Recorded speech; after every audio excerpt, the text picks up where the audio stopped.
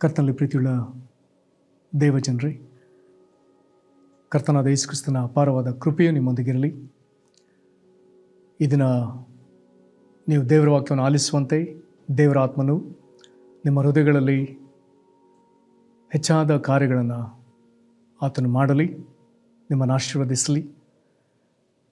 ಈ ಸಮಯದಲ್ಲಿ ಈ ದಿನದ ವಾಕ್ಯಧ್ಯಾನಕ್ಕಾಗಿ ನಾವು ಓದಿಕೊಳ್ಳುವಂಥ ದೇವರ ವಾಕ್ಯದ ಭಾಗ ಮತ್ತಾಯನು ಬರೆದ ಸುವಾರ್ತೆ 13ನೇ ಅಧ್ಯಾಯ 23ನೇ ವಚನ.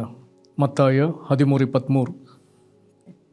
ಒಬ್ಬನ ವಾಕ್ಯವನ್ನು ಕೇಳಿ ತಿಳುಕೊಂಡು ಫಲವಂತನಾಗಿ 100ರಷ್ಟಾಗಲಿ 60ರಷ್ಟಾಗಲಿ 30ರಷ್ಟಾಗಲಿ ಫಲವನ್ನು ಕೊಡುತ್ತಾನೆ. ಇವನೇ ಒಳ್ಳೆಯ ನೆಲವಾಗಿರುವವನು ಎಂದು ಹೇಳಿದನು. ಇವನೇ ಒಳ್ಳೆಯ ನೆಲವಾಗಿರುವವನು ಎಂದು ಹೇಳಿದನು. ಪ್ರಾರ್ಥನೆ ಮಾಡೋಣ. ಕೃಪೆಯ ತಂದೆ, ನೀನು ನಮಗೆ ಒದಗಿಸಿದ ಈ ಶ್ರೇಷ್ಠವಾದ ವಾಕ್ಯಗಳಿಗಾಗಿ ನಿನಗೆ ಸ್ತೋತ್ರ. ಕರ್ತನಾದ ಯೇಸುವೇ, ಇದು ನಿನ್ನ ನುಡಿಗಳಾಗಿರುವುದಕ್ಕಾಗಿ ನಾವು ನಿನಗೆ ಸ್ತೋತ್ರ ಹೇಳ್ತೇವೆ. ಕರ್ತನೇ, ಇದು ನಮ್ಮ ಸಂಗಡ ಮಾತನಾಡು, ನಮ್ಮನ್ನು ಮಾರ್ಪಡಿಸು ಸ್ವಾಮಿ. ದೇವರೇ, ನಮ್ಮನ್ನು ನಿನಗಾಗಿ ಸಿದ್ಧಪಡಿಸು. ನಿನ್ನ ಬರೋಣಕ್ಕಾಗಿ ನಿನ್ನ ಸಭೆಯನ್ನು ಸಿದ್ಧಪಡಿಸು. ನಿನ್ನ ಬರೋಣಕ್ಕಾಗಿ ಕರ್ತನೇ, ನಿನ್ನ ಮಕ್ಕಳಾದ ನಾವು ಹೆಚ್ಚೆಚ್ಚಾಗಿ ನಿನ್ನಲ್ಲಿ ವಿಶ್ವಾಸವಿಟ್ಟು ಈ ವಾಕ್ಯಗಳಿಂದ ನಾವು ಬಲಗೊಳ್ಳಲು ನಿನ್ನ ಕೃಪೆಯನ್ನು ಅನುಗ್ರಹಿಸು. ಯೇಸು ಕ್ರಿಸ್ತನ ಹೆಸರಿನಲ್ಲಿ ಬೇಡಿದ್ದೇವೆ ನಮ್ಮ ತಂದೆಗೆ, ಆಮೇನ್. ಕರ್ತನಲ್ಲಿ ಪ್ರೀತಿಯುಳ್ಳ ದೇವಜನರೇ, ಈಗ ನಾವು ಓದಿ ಕೇಳಿದಂಥ ಈ ವಾಕ್ಯ ಭಾಗದಲ್ಲಿ ಯೇಸು ಕ್ರಿಸ್ತನು ಹೇಳಿದ ಮಾತುಗಳನ್ನು ಕೇಳಿದ್ದೇವೆ.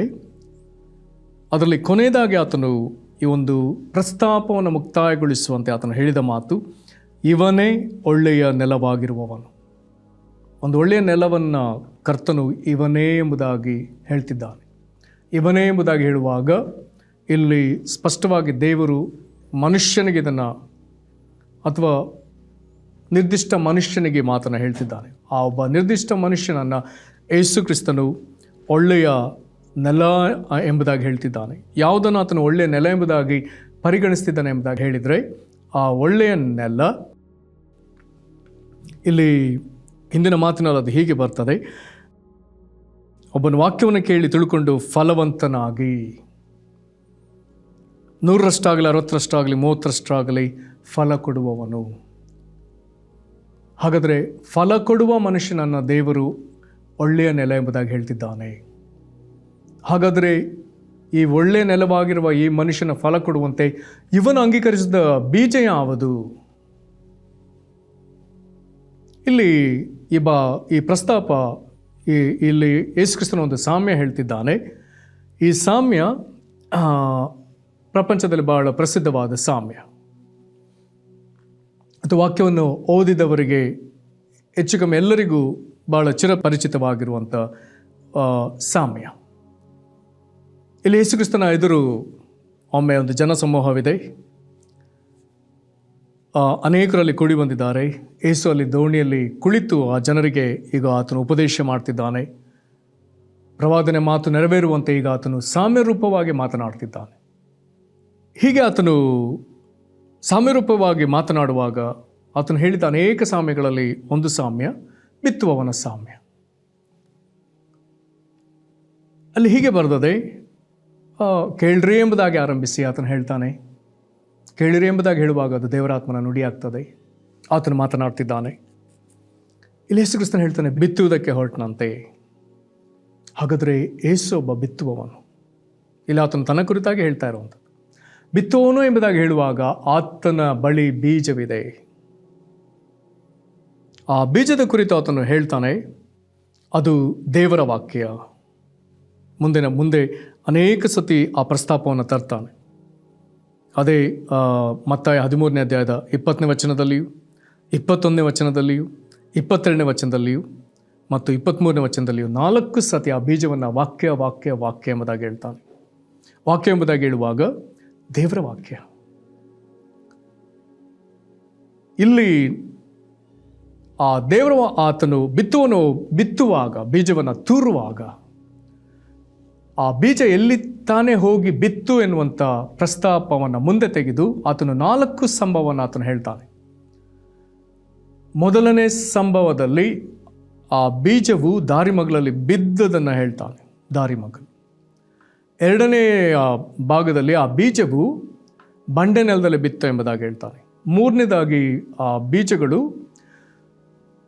ಮುಳ್ಳಿನ ಪೊದೆಯಲ್ಲಿ ಬಿತ್ತು ಅಂತ ಹೇಳ್ತಾನೆ. ನಾಲ್ಕನೇದಾಗಿ ಆ ಬೀಜವು ಒಳ್ಳೆ ನೆಲದಲ್ಲಿ ಬಿತ್ತು ಅಂತ ಹೇಳ್ತಾನೆ. ಇಲ್ಲಿ ನಾವು ಗ್ರಹಿಸತಕ್ಕ ವಿಷಯ, ಒಂದು ವೇಳೆ ಆತನ ಎದುರು ಕುಳಿತಂಥ ಜನ ಸಮೂಹ ಅವರನ್ನು ನೋಡುವಾಗ ಯೇಸು ಕ್ರಿಸ್ತನ ಕಣ್ಣಿಗೆ ಒಂದು ವೇಳೆ ಅವರ ಹೃದಯಗಳು ಗೋಚರವಾಗಿ, ಒಂದು ಹೃದಯ ನೋಡುವಾಗ ಅಥವಾ ಕೆಲವರ ಹೃದಯ ನೋಡುವಾಗ ಆತನು ಅವರನ್ನು ನೋಡಿ, ಓ ಇದು ದಾರಿಮಗ್ಗುಲ ಹೃದಯ, ಇದು ದಾರಿಮಗ್ಗುಲು. ಇನ್ನೂ ಕೆಲವರನ್ನು ನೋಡುವಾಗ, ಅಯ್ಯೋ ಇದು ಬಂಡೆಯಂಥ ಹೃದಯ. ಇನ್ನೂ ಕೆಲವರನ್ನು ನೋಡುವಾಗ, ಓ ಇದು ಮುಳ್ಳು ಪೊದೆಯಿಂದ ಕೂಡಿದ ಹೃದಯ. ಇನ್ನು ಕೆಲವರನ್ನ ನೋಡುವಾಗ, ಓ ಇವರದು ಒಳ್ಳೆಯ ಹೃದಯ. ಆತನು ಹೀಗೆ ಗ್ರಹಿಸಿರಲಿಕ್ಕೆ ಸಾಧ್ಯ.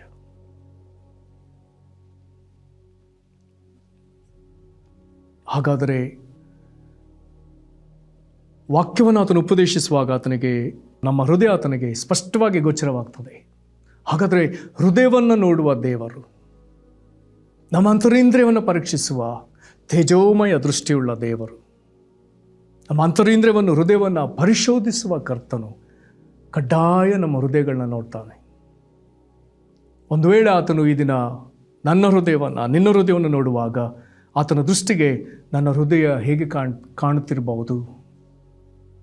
ಒಂದು ವೇಳೆ ಅದು ದಾರಿಮಗ್ಗಲ ಹೃದಯವೋ, ಅಥವಾ ಅದು ಬಂಡೆಯಂತೆ ಕಠಿಣ ಹೃದಯವೋ, ಅಥವಾ ದಾರಿಮಗ್ಗಲಿನಂತೆ ಅಲಕ್ಷಿಸುವ ಹೃದಯವೋ, ಬಂಡೆಕಲ್ಲಿನಂತೆ ಕಠಿಣ ಹೃದಯವೋ, ಅಥವಾ ಮುಳ್ಳು ಪೊದೆಯಂತೆ ವಂಚನೆಗೊಳಗಾದ ಹೃದಯವೋ, ಅಥವಾ ಫಲ ಕೊಡುವ ಒಳ್ಳೆಯ ಹೃದಯವೋ? ಹಾಗಾದರೆ ನನ್ನದೆಂಥ ಹೃದಯ, ನಿನ್ನದೆಂಥ ಹೃದಯ? ಕರ್ತನು ಅದನ್ನು ಸರಿಯಾಗಿ ಗ್ರಹಿಸಿಕೊಳ್ತಾನೆ.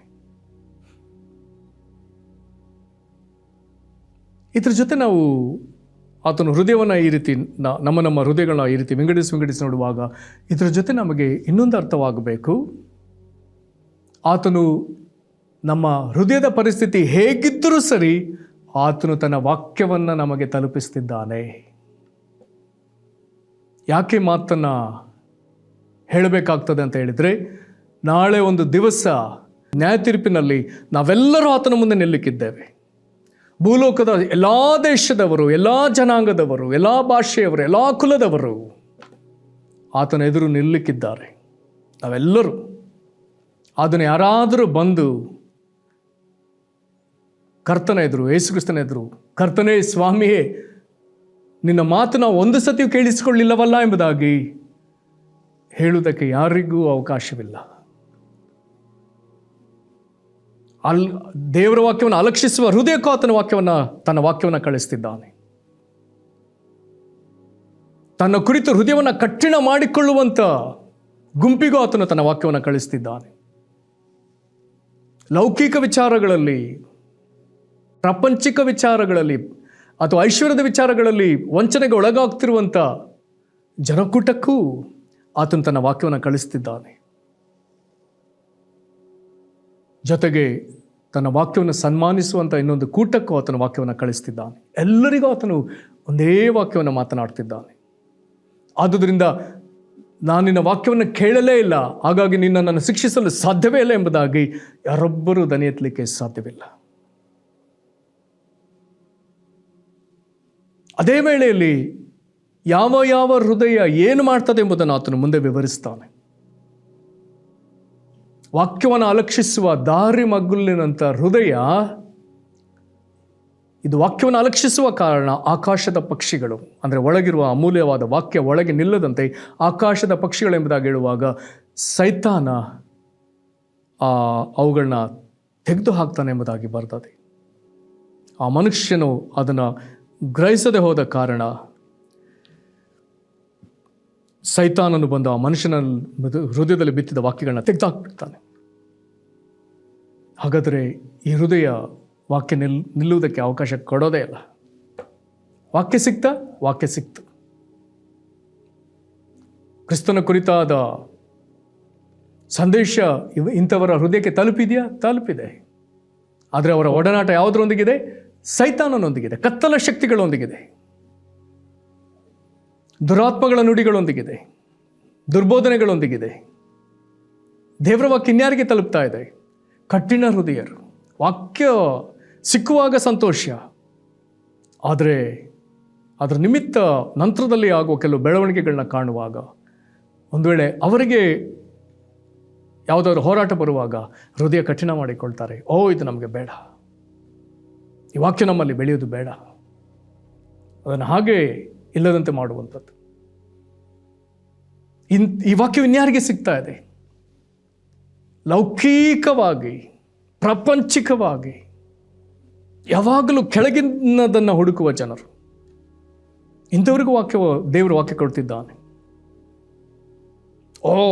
ಇಷ್ಟು ಆಸ್ತಿ ಗಳಿಸಬೇಕು, ಇಷ್ಟು ಹಣ ಸಂಪಾದಿಸಬೇಕು, ಇಷ್ಟು ಇಂತಿಂಥ ಸಂಪನ್ಮೂಲಗಳು ನಮ್ಮಲ್ಲಿ ಇರಬೇಕು, ಹೀಗೆ ನಾವು ಮಜಾ ಮಾಡಬೇಕು, ಅಥವಾ ಈ ಲೋಕದ ಭೋಗಿಗಳು, ಭೋಗಾಸಕ್ತಿ, ಭೋಗಾಶೆ,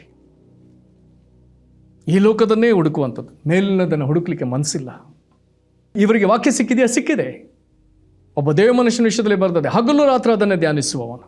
ದೇವರ ವಾಕ್ಯ, ಪರಲೋಕದ ಸಂಗತಿಗಳನ್ನ ಧ್ಯಾನಿಸುವವನು, ಪರಲೋಕದ ದೇವರ ನುಡಿಗಳನ್ನ ಧ್ಯಾನಿಸುವವನು. ಆದರೆ ಈ ಪ್ರಾಪಂಚಿಕ ಮನುಷ್ಯ, ಮುಳ್ಳು ಪೊದೆಗೆ ಸಂಬಂಧಪಟ್ಟವನು, ವಂಚನೆಗೆ ಗುರಿಯಾದವನು, ಇವನ ಯೋಚನೆ ವಾಕ್ಯ ಸಿಕ್ಕಿದ್ರೆ ಇರಲಿ, ಆದರೆ ಇದೇನು, ಈ ಲೋಕದ ಸಂಗತಿ ಏನು? ತಮ್ಮನ್ನೇ ವಂಚಿಸಿಕೊಳ್ಳುವವರು ಅನೇಕ ಸರ್ತಿ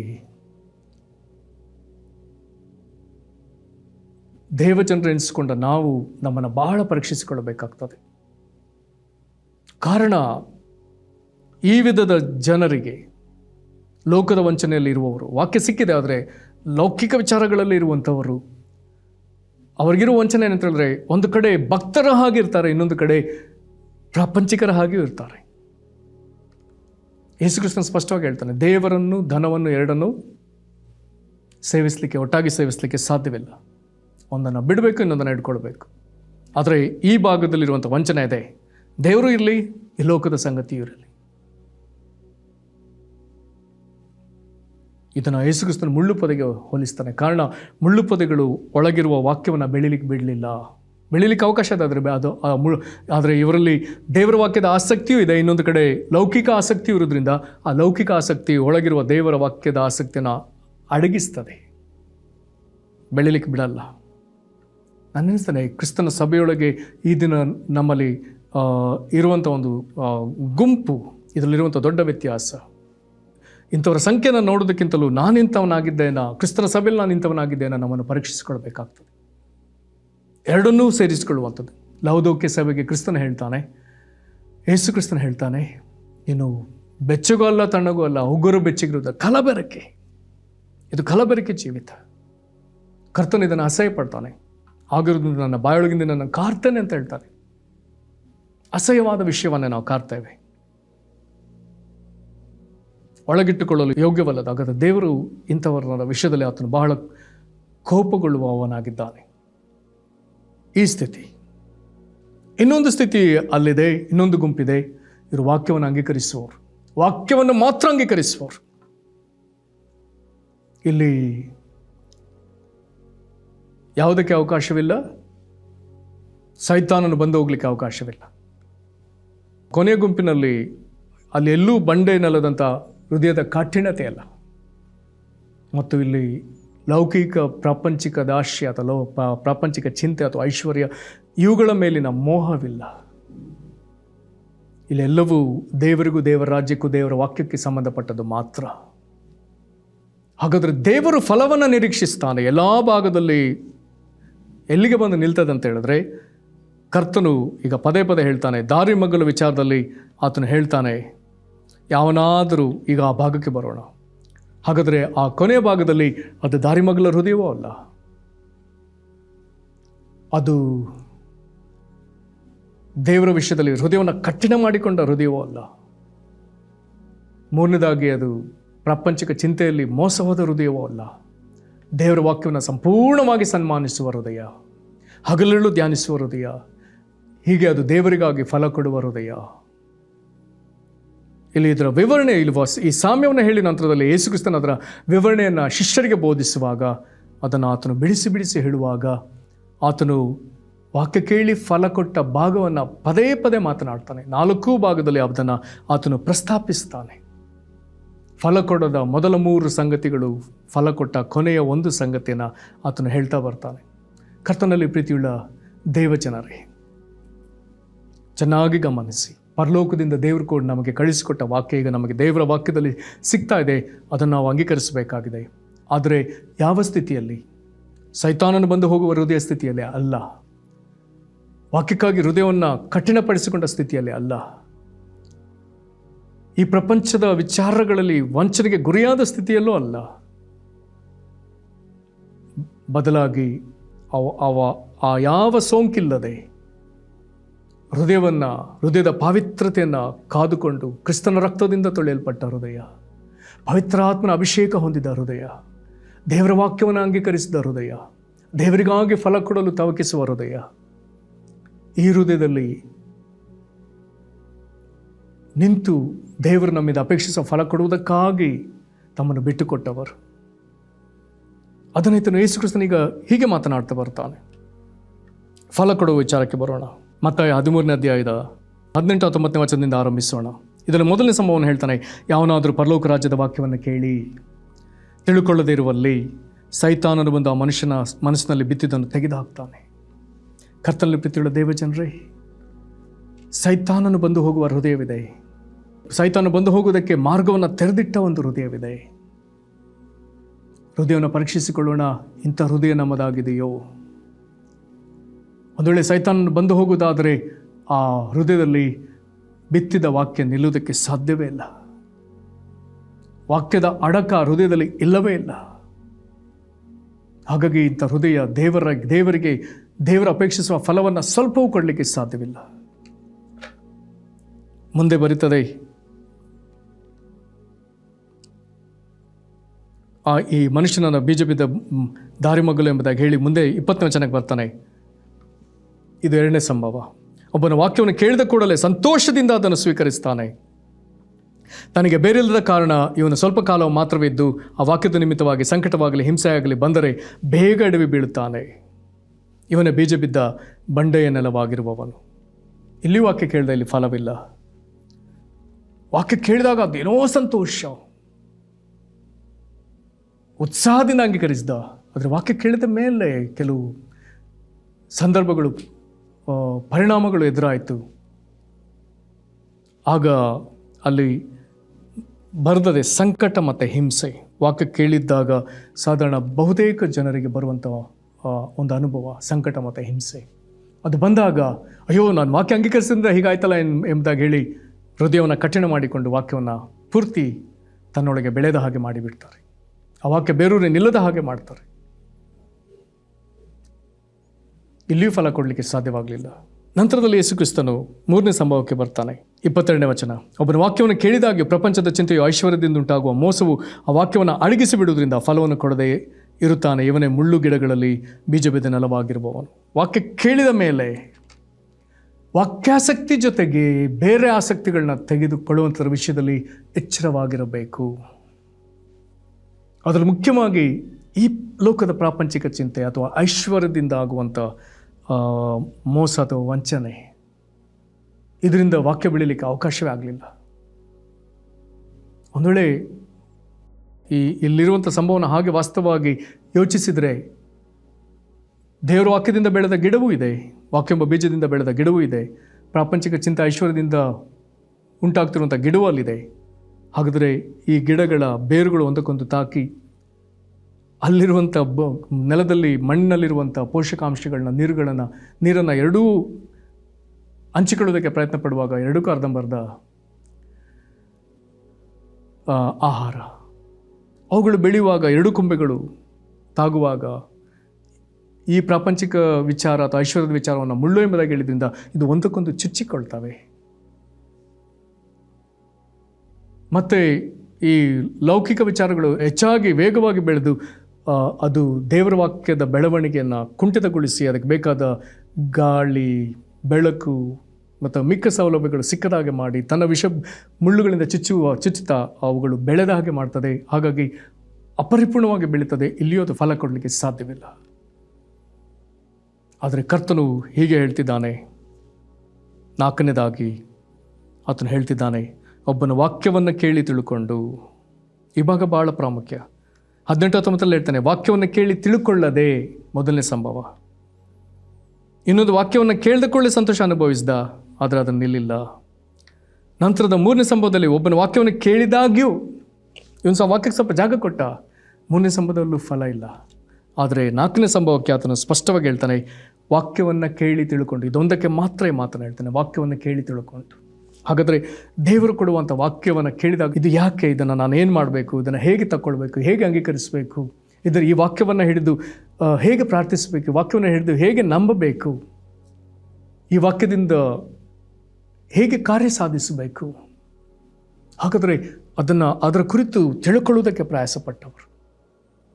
ಇದರಲ್ಲಿ ದೇವರ ಚಿತ್ತವೇನು, ದೇವರ ನುಡಿ ಏನು, ದೇವರು ಈ ಕಾಲಕ್ಕೆ ಯಾಕೆ ಮಾತನಾಡ್ತಿದ್ದಾನೆ, ದೇವರು ನನ್ನೊಂದಿಗೆ ಯಾಕೆ ಮಾತನಾಡ್ತಿದ್ದಾನೆ, ಈ ವಾಕ್ಯದಿಂದ ದೇವರು ನನಗೆ ಕೊಡುವ ಜವಾಬ್ದಾರಿ ಏನು, ಈ ವಾಕ್ಯವನ್ನು ಹಿಡಿದು ನಾನು ನಡೆಯಬೇಕಾದ ನಡೆ ಏನು, ನಾನು ಓಡಬೇಕಾದ ಓಟವೇನು, ಈ ವಾಕ್ಯದೊಂದಿಗೆ ನನ್ನ ಗುರಿ ಏನು, ನಾನು ಸಾಧಿಸತಕ್ಕದ್ದೇನು, ಇದಕ್ಕಾಗಿ ನಾನು ಪ್ರಾರ್ಥಿಸತಕ್ಕದ್ದೇನು, ಆ ಗುರಿಯನ್ನು ಈ ವಾಕ್ಯದ ಪ್ರಕಾರ ಸಾಧಿಸಲಿಕ್ಕೆ, ಈ ಗುರಿ ಸಾಧಿಸಲಿಕ್ಕೆ ನನ್ನ ಪ್ರಾರ್ಥನೆ ಪರಿಶ್ರಮವೇನು, ಇದಕ್ಕಾಗಿ ನನಗೆ ಬೇಕಾದ ಅಭಿಷೇಕವೇನು, ಈ ವಾಕ್ಯದ ಪ್ರಕಾರ ನಾನು ಗುರಿ ಸಾಧಿಸಲಿಕ್ಕೆ ಅಥವಾ ಸಾಧಿಸಲಿಕ್ಕೆ ನನಗೆ ಬೇಕಾದ ವರಗಳೇನು, ಯಾವ ಕಾಲದೊಳಗೆ ಯಾವ ಸಮಯದೊಳಗೆ ಇವುಗಳನ್ನ ನಾನು ಪೂರೈಸಬೇಕು. ಇದನ್ನು ವಾಕ್ಯವನ್ನು ಗಂಭೀರವಾಗಿ ತೆಗೆದುಕೊಂಡ ಮನುಷ್ಯ, ವಾಕ್ಯವನ್ನು ಗಂಭೀರವಾಗಿ ತೆಗೆದುಕೊಂಡ ಮನುಷ್ಯ. ಯಾಕೆ? ದೇವಾದಿ ದೇವನು ನೋಡಿದ್ದಾನೆ, ನನ್ನ ಸೃಷ್ಟಿಕರ್ತನ ನೋಡಿದ್ದಾನೆ. ಸತ್ಯವೇದದಲ್ಲಿ ಆಶ್ಚರ್ಯವಾಗ್ತದೆ. ಬೆಸ್ತರಿಬ್ಬರು, ಪೇತ್ರ ಅಂದ್ರೆಯ ಬಲೆ ಬೀಸ್ತಿರ್ತಾರೆ. ಸ್ವಾಮಿ ಅವ್ರನ್ನ ನೋಡಿ, ನನ್ನ ಹಿಂದೆ ಬನ್ನಿರಿ, ಮುಗೀತು. ಬಲೆಯನ್ನು, ದೋಣಿಯಲ್ಲಿ ನೇನಿತ್ತು ಎಲ್ಲವನ್ನ ಬಿಟ್ಟು ಸುಮ್ಮನೆ ಕ್ರಿಸ್ತನ ಹಿಂದೆ ಬಂದಾಯಿತು. ಕಾರಣ, ಆತನು ನುಡಿದಿದ್ದಾನೆ. ಆತನು ನುಡಿಯಲು ಬೆಳಕಾಯಿತು. ಆತನು ನುಡಿಯಲು ನೀರು, ಆಕಾಶದಲ್ಲಿಯೂ ನೀರು, ಭೂಮಿಯಲ್ಲಿಯೂ ನೀರು. ನಂತರದಲ್ಲಿ 2 ಬೇರ್ಪಡ್ತು.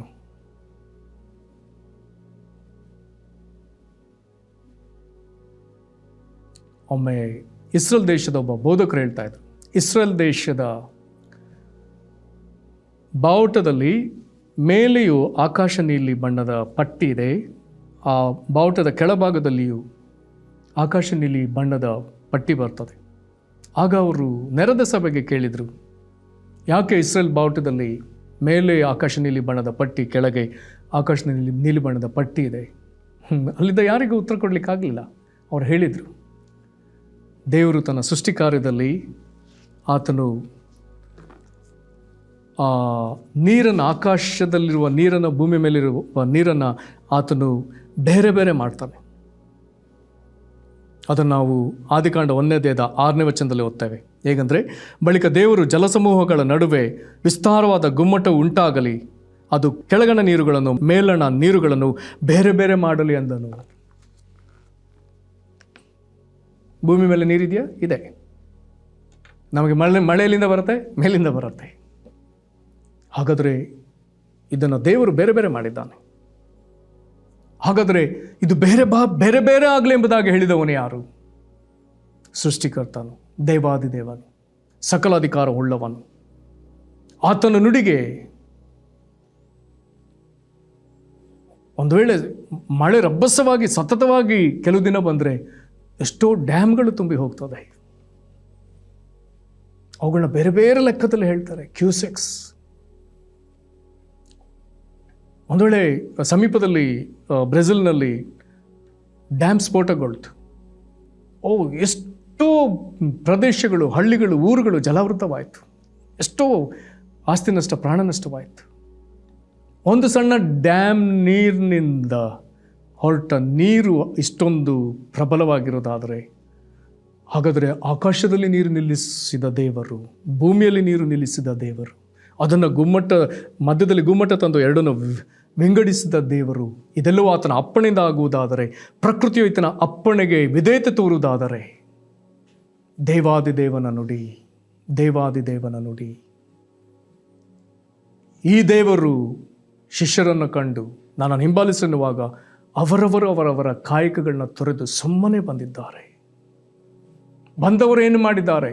ಆತನ ನುಡಿಗಳನ್ನು ಕೇಳುತ್ತಲೇ, ಆತನ ಕ್ರಿಯೆಗಳನ್ನ ಗಮನಿಸುತ್ತಲೇ, ನಂತರದಲ್ಲಿ ತಾವು ಸಹ ಆತನಂತೆ ನುಡಿಯುವುದಕ್ಕೂ ಅವರು ಸಹ ಆತನಂತೆಯೇ ಕಾರ್ಯ ಸಾಧಿಸಲಿಕ್ಕೆ ತಮ್ಮನ್ನು ಸಮರ್ಪಿಸಿಕೊಂಡು ಅವರ ದೇವರ ರಾಜ್ಯಕ್ಕಾಗಿ, ಕ್ರಿಸ್ತನಿಗಾಗಿ, ಕ್ರಿಸ್ತನ ಶಿಲುಬೆ, ಶ್ರಮೆ, ಮರಣ, ಪುನರುತ್ಥಾನದ ವಿಷಯದಲ್ಲಿ ದೇವರಿಗೆ ಫಲ ಕೊಟ್ಟಿದ್ದಾರೆ. ದೇವರಿಗೆ ಫಲ ಕೊಡುವ ಜನರು ಬೇಕು. ಹಾಗಾದರೆ ವಾಕ್ಯವನ್ನು ಕೇಳಿ ತಿಳ್ಕೊಂಡವರ ವಿಷಯದಲ್ಲಿ ಕರ್ತನು ಹೇಳ್ತಿದ್ದಾನೆ, ಒಬ್ಬನು ವಾಕ್ಯವನ್ನು ಕೇಳಿ ತಿಳ್ಕೊಂಡು ಫಲವಂತನಾಗಿ, ಹಾಗಾದರೆ ವಾಕ್ಯವನ್ನು ಕೇಳಿ ತಿಳ್ಕೊಂಡವನು ಫಲವಂತನಾಗ್ತಾನೆ. ಆ ಫಲವಂತನು 100ಕ್ಕೆ 100ರಷ್ಟು ಫಲ ಕೊಡ್ತಾನೆ, ಇಲ್ಲ 100ಕ್ಕೆ 60ರಷ್ಟಾದರೂ ಫಲ ಕೊಡ್ತಾನೆ, ಇಲ್ಲ 100ಕ್ಕೆ 30ರಷ್ಟಾದರೂ ಫಲ ಕೊಡ್ತಾನೆ.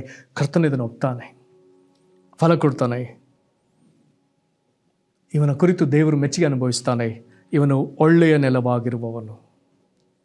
ಕರ್ತನಿಗೆ ವಾಕ್ಯವನ್ನು ಕೇಳಿ ಫಲವಂತರಾಗಿ ಫಲ ಕೊಡುವವರೇ ಆತನಿಗೆ ಬೇಕು. ಇಗೋ ನಿನ್ನನ್ನು ಒಪ್ಪಿಸಿಕೊಡು, ಇಗೋ ನಿನ್ನನ್ನು ಒಪ್ಪಿಸಿಕೊಡು. ನಮ್ಮ ಫಲ ಕೊಡಲಾದ ಬಂಜತನವನ್ನೇ, ಕೆಟ್ಟತನವನ್ನೇ ಆತನ ಶಿಲುಬೆಯಲ್ಲಿ ಅನುಭವಿಸಿರೋದ್ರಿಂದ ಈಗ ಆತನಿಂದ ನೀನು ಫಲವಂತನಾಗ್ತೀಯ. ಆತನ ವಾಕ್ಯಗಳನ್ನ ಅಂಗೀಕರಿಸು, ಒಪ್ಪಿಸಿಕೊಡೋಣ. ದೇವರೇನು ಅನ್ನೋದೊಂದು ಫಲ ಕೊಡೋದ ಜೀವಿತ. ನಾನು ಇಲ್ಲಿವರೆಗೂ ಸೈತಾನನಿಗೆ ನನ್ನ ಹೃದಯ ತೆರೆದುಕೊಟ್ಟದಕ್ಕಾಗಿ ಕ್ಷಮಿಸು. ನಿನ್ನ ವಾಕ್ಯ ಕೇಳುವಾಗಲ್ಲ ಹೃದಯವನ್ನು ಬಂಡೆಯಂತೆ ಕಠಿಣ ಮಾಡಿಕೊಂಡದಕ್ಕಾಗಿ ನನ್ನನ್ನು ಕ್ಷಮಿಸು. ನಿನ್ನ ವಾಕ್ಯವನ್ನು ಕೇಳಿದಾಗಲೂ ಕರ್ತನೆ, ಪ್ರಪಂಚದ ಮೋಸವನ್ನೇ ನಾನು ಅಂಗೀಕರಿಸಿ ಆ ಚಿಂತೆಯಲ್ಲೇ ಬಿದ್ದು ವಾಕ್ಯಕ್ಕೆ ಯಾವ ಫಲ ಕೊಡದಿದ್ದಕ್ಕಾಗಿ ಮನ್ನಿಸು. ದೇವರೇ, ಇನ್ನು ಮುಂದೆ ವಾಕ್ಯ ಕೇಳಿ ತಿಳ್ಕೊಂಡು ಫಲವಂತನಾಗುವುದಕ್ಕೂ, 100ರಷ್ಟಾಗಲಿ, 60ರಷ್ಟಾಗಲಿ, 30ರಷ್ಟಾಗಲಿ ಫಲ ಕೊಡುವುದಕ್ಕೂ ಕರ್ತನೆ ನನಗೆ ಕೃಪೆ ಕೊಡು. ಕರ್ತನೆ, ನಿನ್ನನ್ನು ನೋಡುವಾಗ ಈ ಲೋಕದಲ್ಲಿ ನಿನಗೆ ಬೇಕಾದ ಫಲ ಕೊಡುವ ಒಳ್ಳೆಯ ಕರ್ತನೆ ನೆಲವನ್ನಾಗಿ ನಾನು ಮಾರ್ಪಡಿಸು.